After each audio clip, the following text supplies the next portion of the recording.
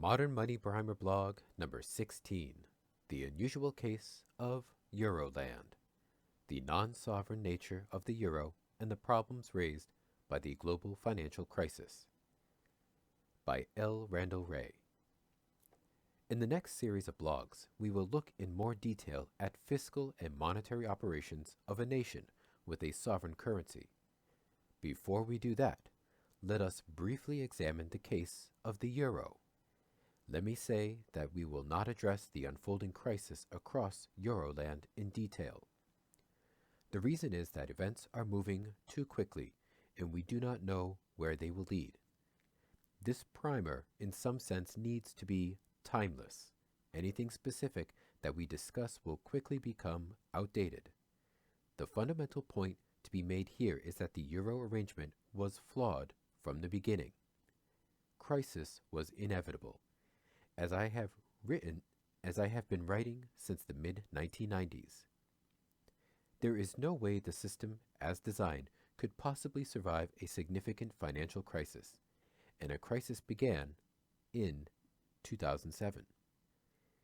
Due to flaws in the setup, it was obvious, at least to those who adopted MMT, that the original arrangement was not sustainable.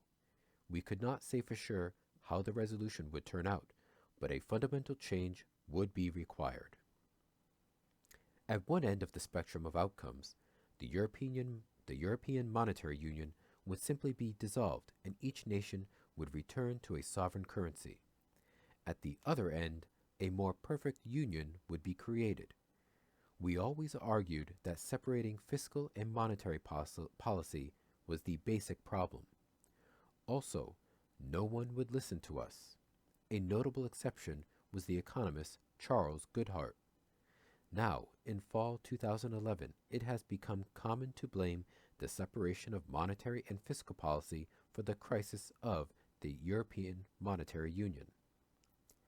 It is finally recognized that an arrangement in which monetary policy is unified under the International European Central Bank, ECB, but fiscal policy is left to the individual nations was the primary flaw. Most economists still do not recognize, however, that it comes down to currency sovereignty. It is not just that you need unification of fiscal policy, you need a sovereign currency issuer that will take responsibility for fiscal policy. Extremely slow recognition of that problem has now dragged out the crisis for 4 years. And as of fall 2011, it still is not clear that resolution is politically possible. However, before we get the discussion underway, let me just refer to a current event. U.S. Treasury Secretary Geithner has flown over to Europe to provide what turned out to be quite unwelcome advice on how to deal with their crisis. The European finance ministers not only rejected his prescriptions to stimulate their economies, but they also lectured him on U.S. economic policy. I found it peculiar that even though the Americans have significantly worse fundamental data than the Eurozone, that they tell us what we should do, and when we make a suggestion, they say no straight away, Maria Fechter told reporters afterwards. We can always discuss with our American colleagues. I'd like to hear how the United States will reduce its deficits and its debts, Belgian Finance Minister Dieter Reynders said somewhat tartly. Now, I do find it rather shocking that Geithner would presume that he should be lecturing the Europeans, because I think he made a mess of the U.S. response to the crisis by focusing almost all his attention on Wall Street rather than Main Street, and as a result, the U.S. is poised for another crash. But what is interesting about the European response is that they are still clueless. While they have begun to talk about the need for linking fiscal and monetary policy at the level of the Union, they do not understand currency sovereignty. As we have discussed in previous sections, a sovereign currency nation like the U.S. can always afford to spend more and faces no solvency constraints. The size of its budget, deficits, or outstanding debt do not impinge on that. Deficits can be too big, inflationary, but the problem today in the US is that deficits are too small given demand gaps, and treasury debt outstanding is too small relative to domestic and global demands to save in US dollars. So, to argue that the US is in the more precarious situation is just plain wrong. The euro, the setup of a non-sovereign currency. For the nations that have adopted the euro, their currency is not sovereign in the sense adopted throughout this primer. To some extent, it is as if they had adopted a foreign currency, something like dollarization of a country that chooses to operate with a currency board based on the US dollar. It is not quite that extreme because the formation of the European Union has ensured some willingness of member states to come to the rescue of states in financial trouble, something that has been witnessed since the global financial crisis first touched Euroland in 2007. Further, the existence of the European Central Bank, ECB, that has the ability to act as lender of last resort, provides some flexibility for individual nations. When a country, say Argentina, adopts a currency board based on a foreign currency, it has no assurance, and perhaps no expectation, that the issuer of that currency, say the US, will come to its rescue. And while the Maastricht criteria had appeared to erect strong barriers to financial rescues of troubled states, there probably always was some expectation that bailouts would be provided in an emergency. So let us see why the users of the euro should not be considered as sovereign issuers of their currency, while the followers of modern monetary theory had long predicted that the structure of Euroland would not permit it to deal with a financial crisis. The problems did not become apparent until Greece faced a collapse in the aftermath of the global financial crisis. Only scrambling by other member nations and the ECB forestalled a collapse of the market for Greece government debt. As of fall 2011, the crisis continues to roll across Euroland because no permanent solution has been found to the problems raised by use of a non-sovereign currency. It is important to recognize the difference between a sovereign currency, defined as a floating, non-convertible currency, and a non-sovereign currency. A government that operates with a non-sovereign currency, issuing debts either in foreign currency or in domestic currency pegged to foreign currency or to precious metal, faces solvency risk. However, the issuer of a sovereign currency, that is, a government that spends using its own floating and non-convertible currency, cannot be forced into debt. This is something that is recognized, at least partially, by markets and even by credit raters. This is why a country like Japan can run government debt to GDP ratios that are more than twice as high as the high-debt euro nations, the PIGS, Portugal, Ireland, Italy, Greece, and Spain, while still enjoying extremely low interest rates on sovereign debt. By contrast, U.S. states or nations like Argentina that operate currency boards in the late 1990s and euro nations face downgrades and rising interest rates with deficit ratios much below those of Japan or the U.S. This is because a nation operating with its own currency can always spend by crediting bank accounts, and that includes spending on interest. Thus, there is no default risk. However, a nation that pegs or operates a currency board can be forced to default, much as the U.S. government abrogated its commitment to gold in 1933. The problem with the Eurozone is that the nations gave up their sovereign currencies in favor of the euro. For individual nations, the euro is a foreign currency. It is true that the individual national governments still spend by crediting bank accounts of sellers and this results in a credit of bank reserves at the National Central Bank. The problem is that national central banks have to get euro reserves at the ECB for clearing purposes. The ECB in turn is prohibited from buying public debt of governments. The national central banks can get reserves only to the extent the ECB will lend them against national government debt or other debt submitted as collateral. What this means is that although national central banks can facilitate monetization to enable governments to spend, the clearing imposes fiscal constraints. This is similar to the situation of individual states in the US, which really do need to tax or borrow in order to spend.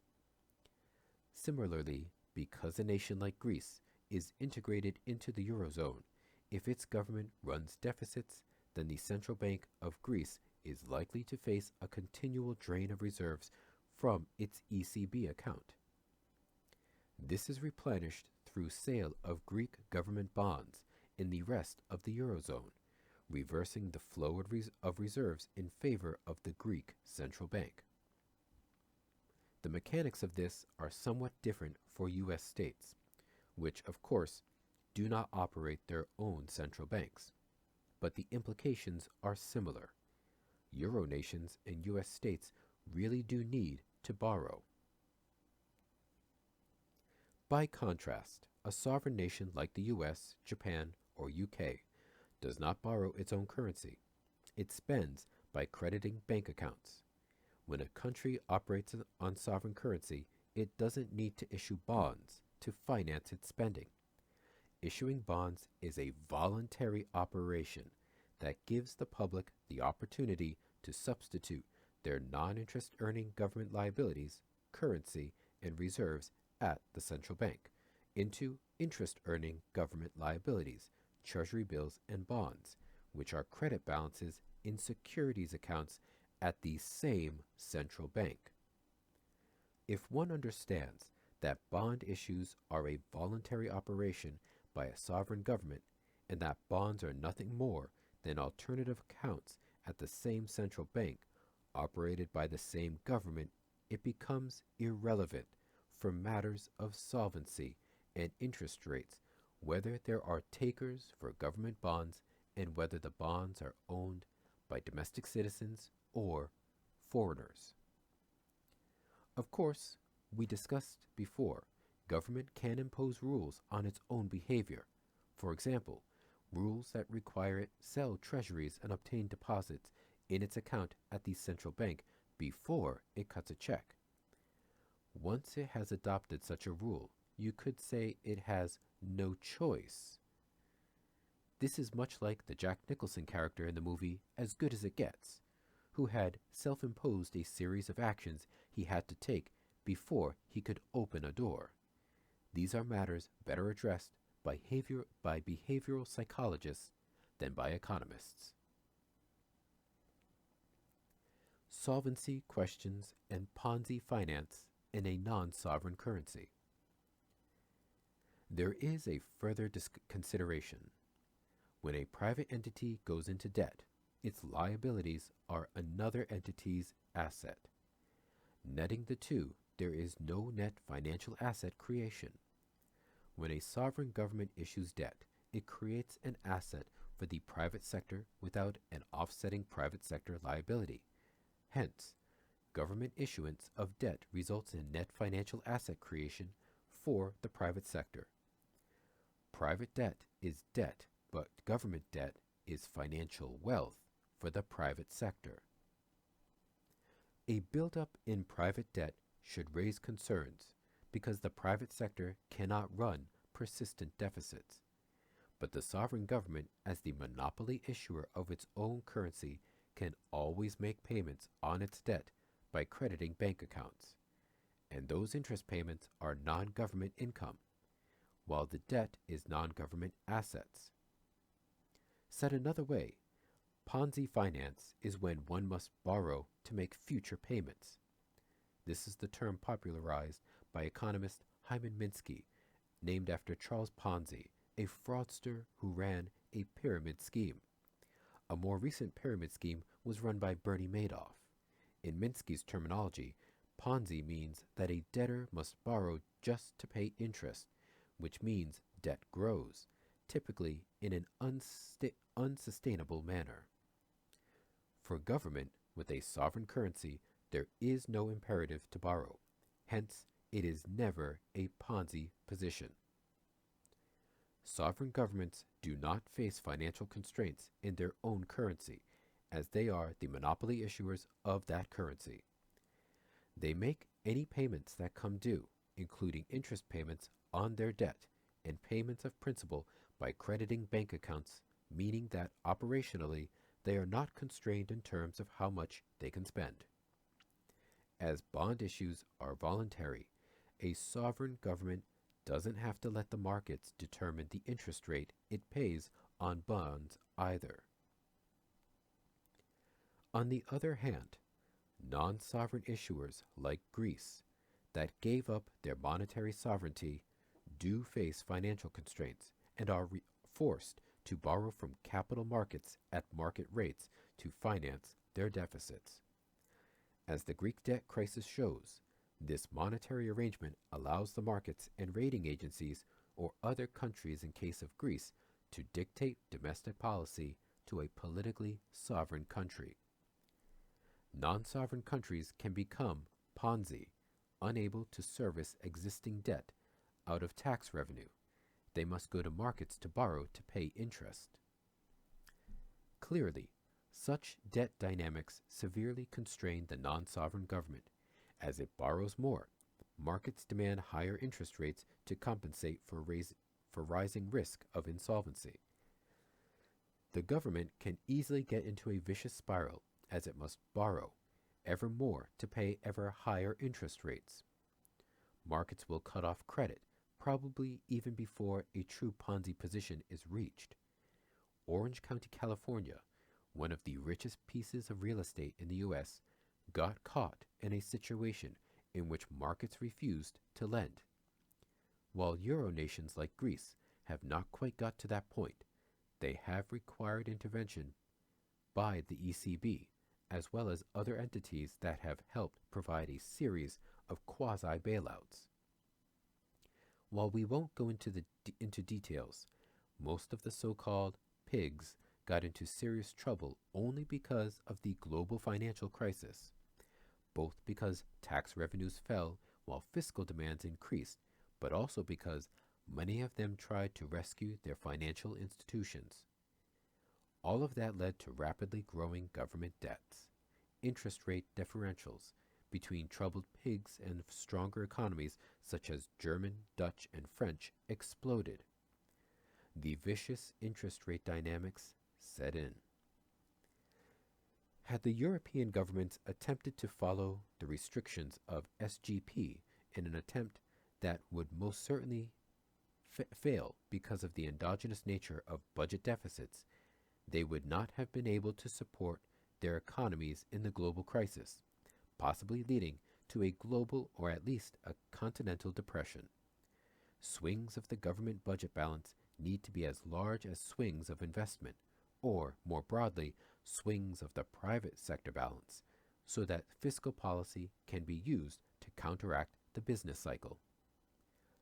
Instead of using the government budget as a tool to create a system that is relatively stable and supports high employment, the Europeans have made low deficits the policy goal without any regard for the consequences that will have for their economy. Yet even without the SGP, government spending is constrained by market perceptions of risk, precisely because these nations do not have a sovereign currency system like that of the US, the UK, or Japan. In other words, the arrangements of the European Monetary Union were not up to the task of dealing with the global financial crisis. Now the US did not deal well with the global financial crisis either, but that was almost entirely due to bad policy. In Euroland, even with the best possible policy, the nations individually could not deal with the problems they faced.